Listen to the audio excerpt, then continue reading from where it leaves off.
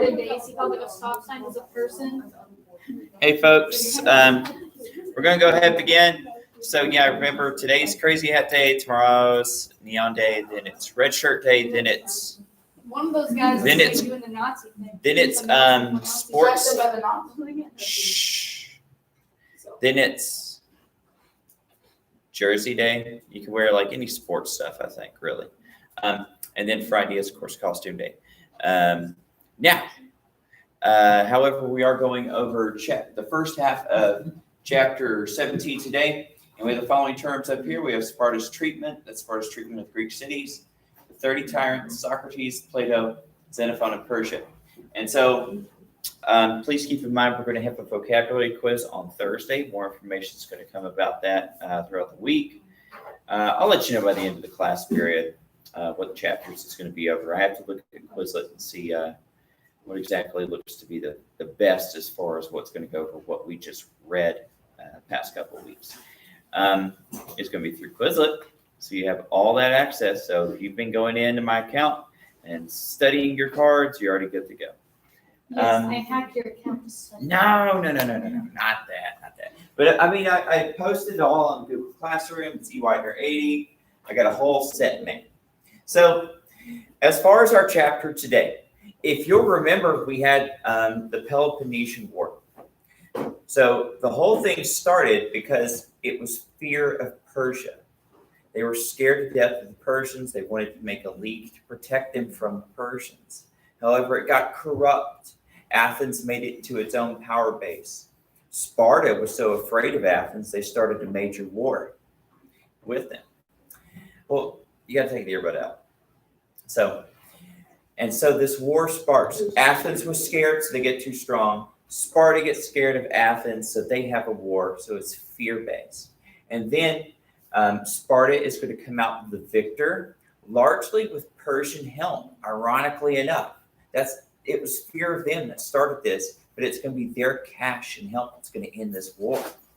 And now we have Sparta is in charge of all of these city-states.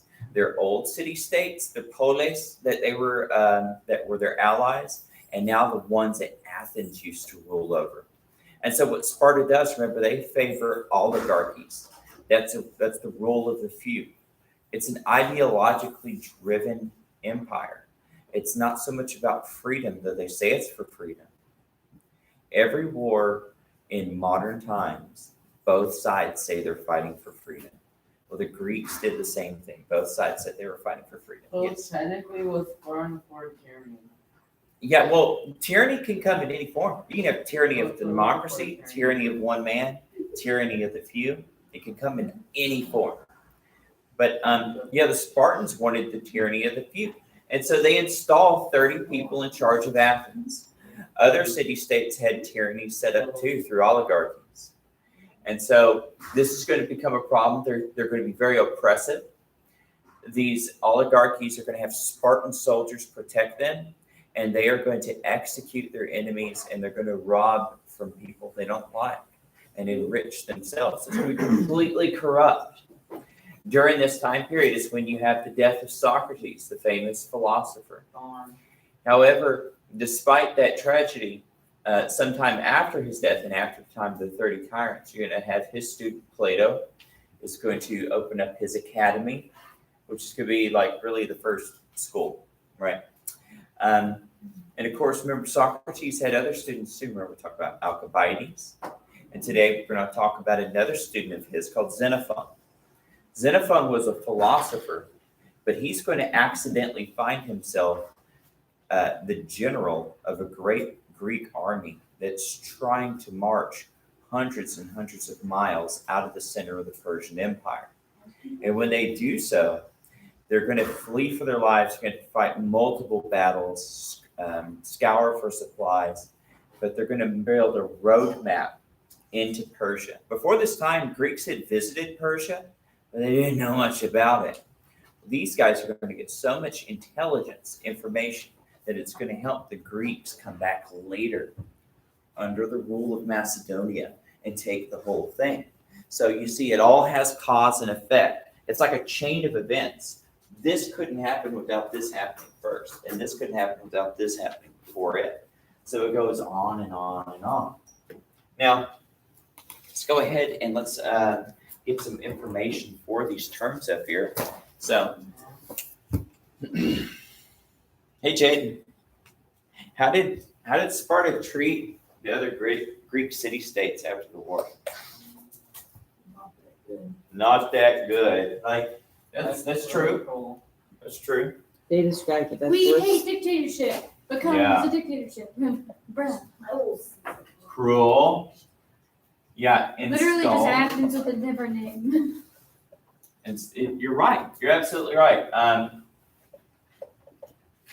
We're going to call it oligarchy tyrants. Financial. And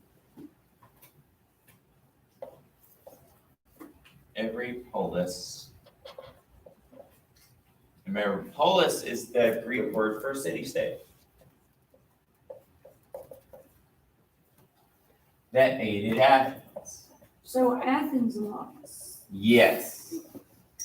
If you recall, Athens at the end of the war had lost multiple armies and navies. And finally, they were starved out, their harbors were shut down, and they finally caved in and they quit. Now, they're going to install one of these oligarchies called the 30 Tyrants. And where was the 30 Tyrants at again? Athens. Athens, that's right. So yeah. See, installed by Sparta.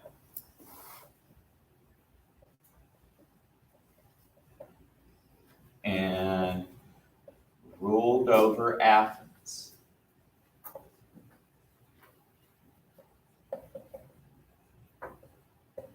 Now, how did they rule? They just did it. They just did it? Okay. They just killed whoever they didn't like. Yes. Yeah, they had execution. They had lawmaking power, so they could make laws to kill their enemies. So killed all of their enemies. Now,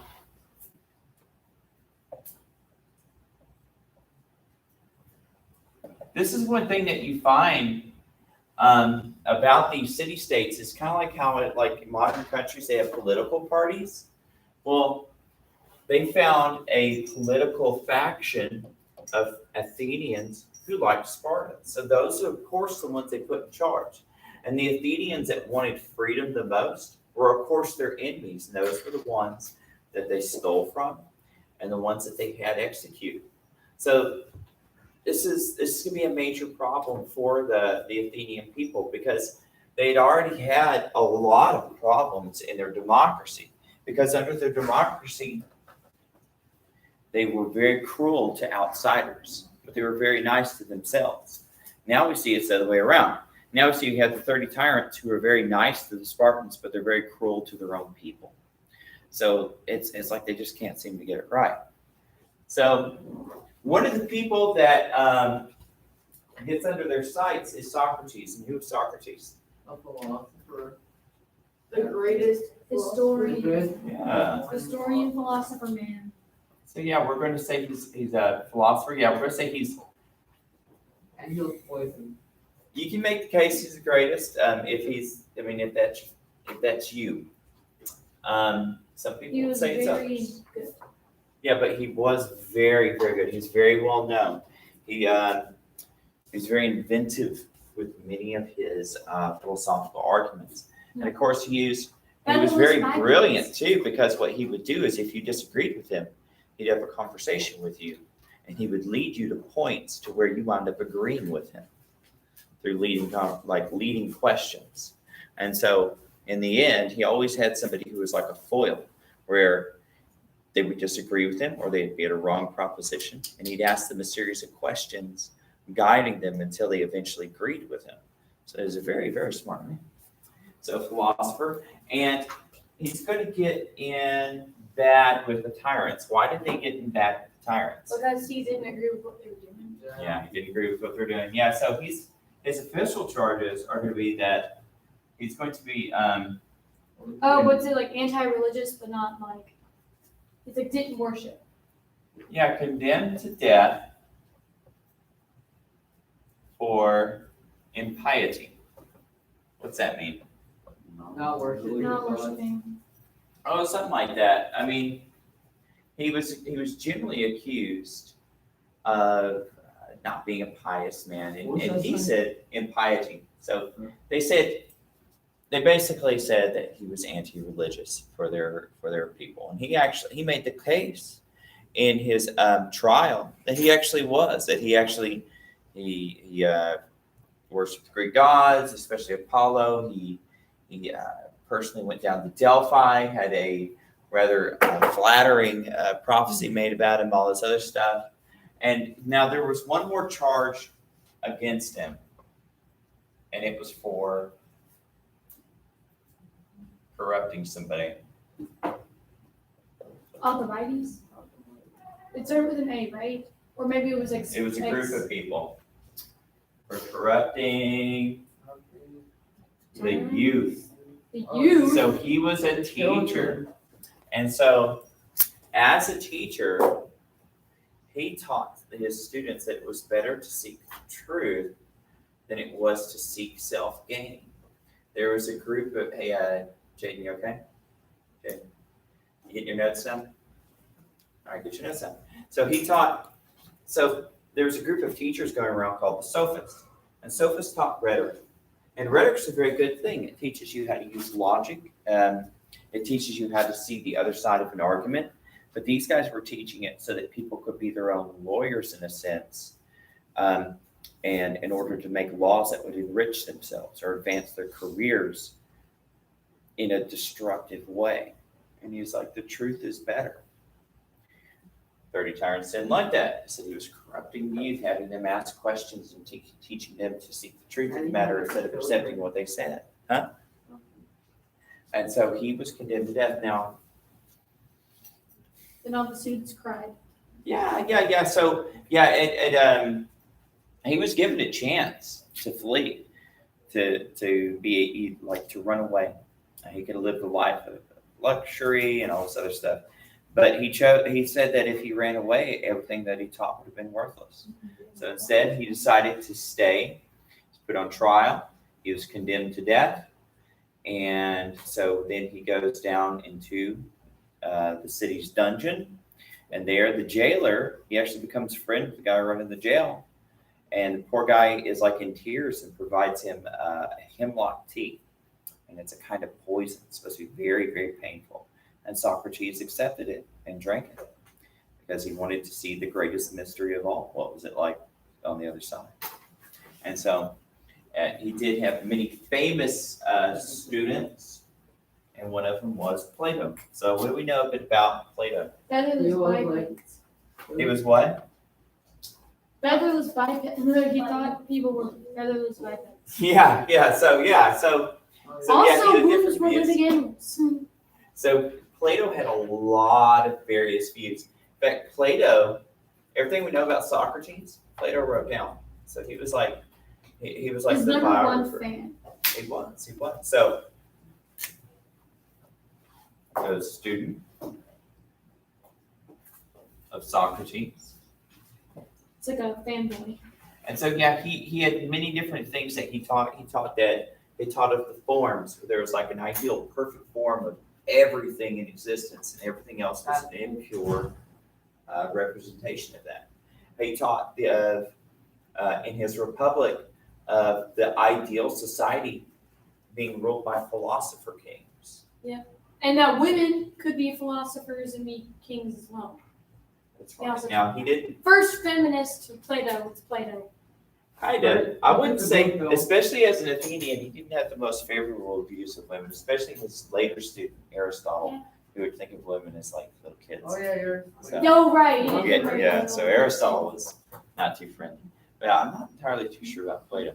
So, student of Socrates, he's going to open up something. What's he going to open? The box of Pandora. No, wrong thing. No. Didn't he like open up a garden? Well, There was a No, he had garden another next to it. school. He had a school. Yeah, Oh, yeah, he opens up the academy. And this is going to be the first school of philosophy. And really, it's the first school in general, because other than that, you just had tutors traveling around. And yes, he's going to write down his works, his teachers' works. Are we sure that really was the first school ever, like, Well, actually, the first schools were actually in Mesopotamia, Pat knew it? and they were So nice. they would teach like pagan rituals and stuff like that. Really, that's what the very first schools and early astrology. What So, about the but- Greek Vikings who taught how to build boats? That's way after this. Way later. But yeah, because the Norse haven't even made it to Europe yet. They haven't even migrated yet. So those mostly like Celtic people up there right now, like the Germanic migration. On the first one of philosophy, wasn't there like philosophy stuff in China? Yes, there was. But remember, this is Western culture. Oh yeah, I forgot. It kind of doesn't matter. But no, it's not that it doesn't matter. It's just that Chinese philosophy didn't form us into who we are and how we think here in America, or even this half of the world, this hemisphere. So this is what it is. Yeah, and if it like we can talk about a little bit of world geography, like when we get there, but right now, not so much. All right, so Xenophon of Persia. So, hey Timothy, who is Xenophon the student of?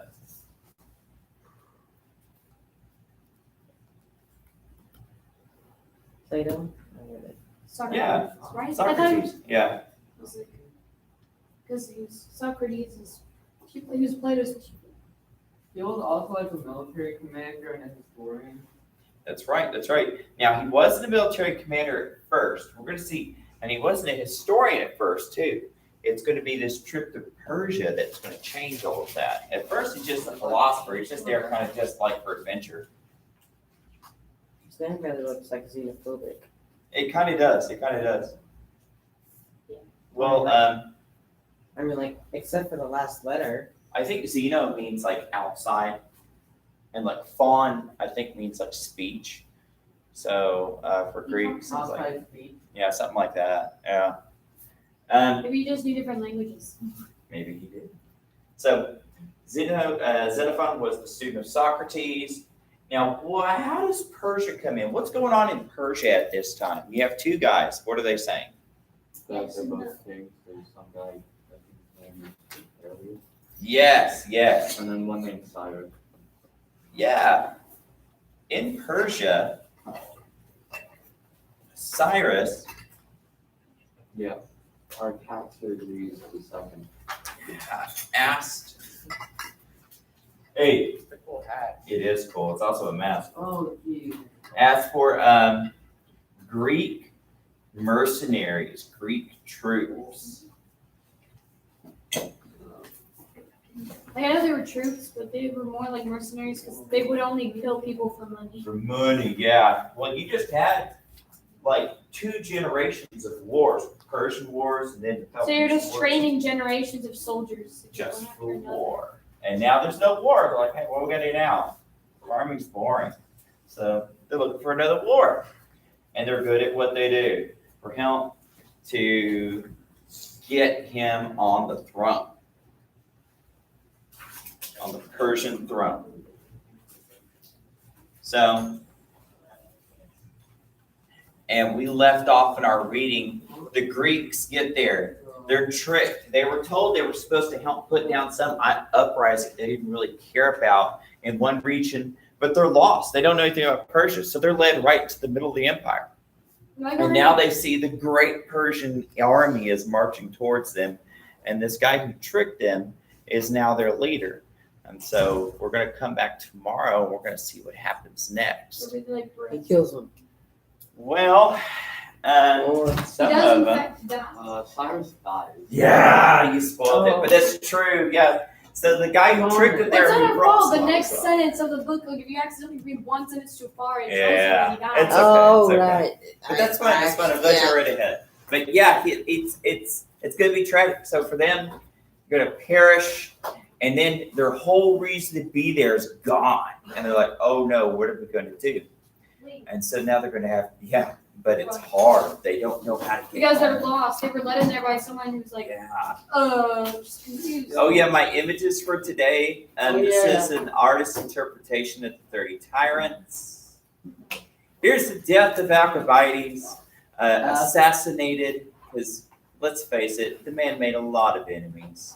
Took an arrow to the chest, and that is a Look at giant the looking man. arrow. He died doing the Yeah, that looks like a tent stake in his chest. Yeah, that's a big arrow. All right, here is I the think they death just of Socrates. Maybe they didn't shoot the arrow at him. Maybe they just. They just blew it out of him. It was so big. No, like And so- they just stabbed him with it. But yeah, Socrates is known for facing it nobly and taking his beliefs with him all the way to the grave. Which one is Socrates? You have to see. Is it that one that's on like he's like just kind of like Yeah, this is him here, and here he is. He's getting his hemlock smoothie. I'm not sure who's here. who's that guy over there? He looks dead. He looks dead. They're mourning. They're weeping. Can we watch one of the videos? Wait a minute. This is Like, you talking- Plato. This is a statue of Plato.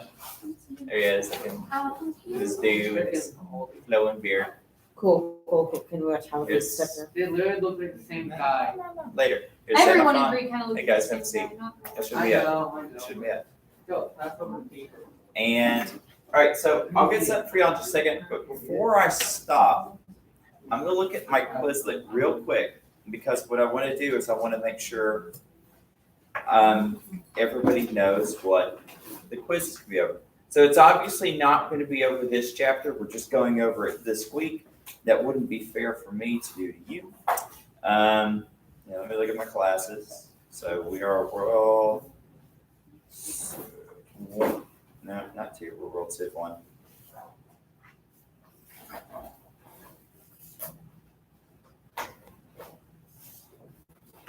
Okay. So right now we're on XII. Okay, I think that's pretty good. Here's what we're going to do. Our quiz is going to be over these two chapters, chapters 15 and chapter 16. So that's a total of 18 turns. So that's right. So study chapters 15 and 16. I don't quite, we're not going to have a day devoted to, Study. review for this. We might have a little bit of like Wednesday's class to talk about it, but that's just a little bit of class. So if you're online, make sure you go into Quizlet and study chapters 15 and 16 for Thursday's quiz. I will, of course, post it in the Google Classroom and all that good stuff. So, all right, we're going to cut that there, and I'll talk to y'all later, kids. Bye-bye. Can we read it now? Oh, yeah, if you